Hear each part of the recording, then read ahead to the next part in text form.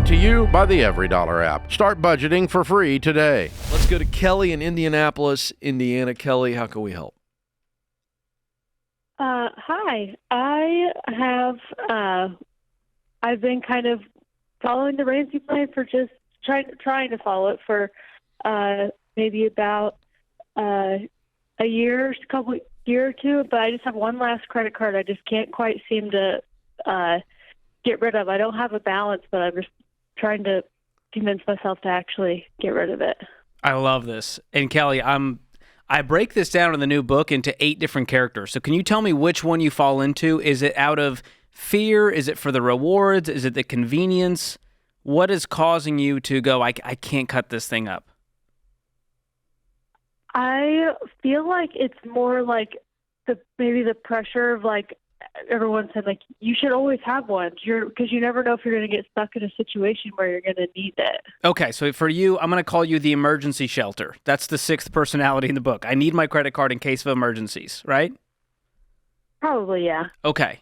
Well, let me tell you, there's a way better emergency fund, and it's where you become the bank instead of Capital One, and that's called an emergency fund. Do you have $1,000 saved for baby step 1?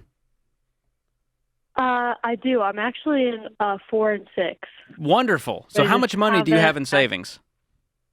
I have just a little over, like, almost 11,000. Amazing. Now tell me, when was the last time you had an $11,000 emergency? Never. Exactly. So a lot of this is paranoia. There's fear we have to deal with.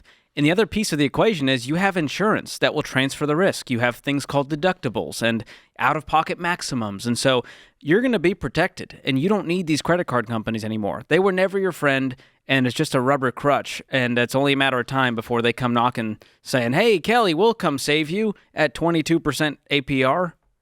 Kelly, is the $11,000, does that represent 3 months, 4 months, 5 months, or 6 months of your expenses? More like closer to 3. Yeah. Is there a number that, let's say George and I were feeling like we could just cut a check here. Let's say we were having Dave's money here. We like to give Dave's money away. I like that. You and I have done it a lot in our role. That's true. We really have. Let's say George and I could cut a check right now, okay? And it would add to the $11,000 in your emergency fund. And when we cut that check and you deposit it, you would go, I'm cutting this credit card up. I feel so much better. Is there a number that we would add to the $11,000? Be realistic here.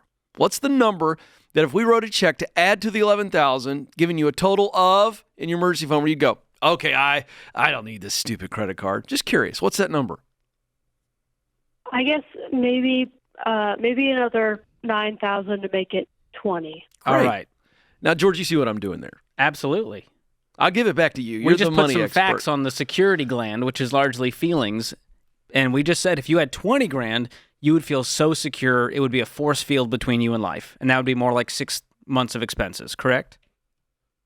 Yeah, probably. So then I'm not saying you have to do that, Kelly, but I did a little experiment there because that's what George and I are trying to get you to. I think 11 is enough for you to cut the credit card up. Well, that's what we think. That's why we teach what we teach. Should have cut it up we should have cut it up when you did baby step 1, $1,000. That's what we teach. But why not then? Why not put the 9,000 in? If that makes you feel better and it removes the temptation, I say go for it. That's the thing, Kelly. If you cut up the card today and an emergency happened, what would you do? You would dip into the emergency fund. Use the money. Yeah. And that's what it's there for. And then once you use it, what are you going to do after you use it? You're going to replenish it. But it didn't happen. You never went into debt. You were never at the mercy of the credit card companies who are supposed to be blessing you with your 2% cash back and this emergency shelter.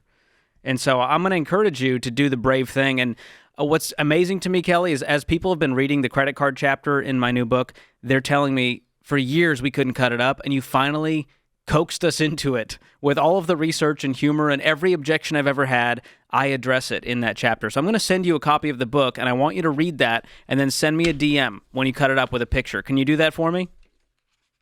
Sure. That's all I ask in return.